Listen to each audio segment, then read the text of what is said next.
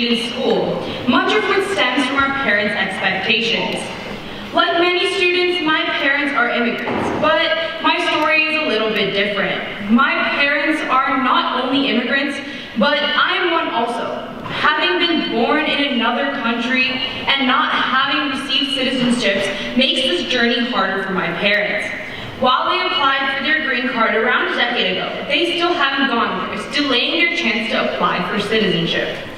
Not being a citizenship affects my higher education as I do not qualify for financial aid or scholarships as I'm not considered a resident or citizen. And despite having lived in this country since the age of 5, I'm considered a foreigner if I take out student loans. Since the only thing I can receive are merit-based scholarships, I needed to do really well in school.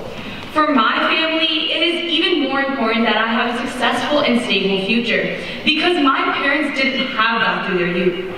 See, my family and my parents and their siblings' generation had been born and brought up in Kashmir, the northernmost part of India bordering Pakistan. But due to immense amounts of terrorism and unrest, they had to leave. Well, the word leave doesn't exactly do it justice. It was more of a grab anything you can and run if you want to live. The fact that my parents lived through a genocide means they want me to not have to go through such hard times. They left me in India with my grandparents for almost 2 years and eventually moved to Saratoga for my education. This struggle defines my family and me, as going over and surviving an event like this is not a common or easy thing to overcome. Not meeting expectations is frightening for all of us.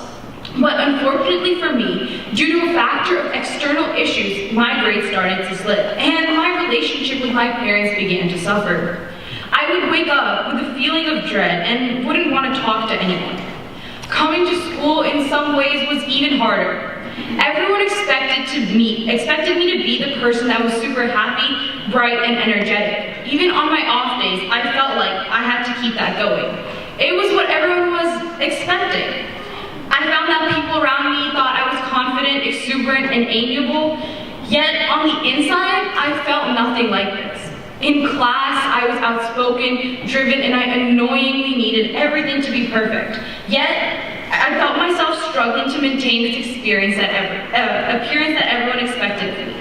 It was this fear of being labeled as something other than the most perfect image. I felt obligated to keep up my appearance, and this resulted in a masking of my emotions.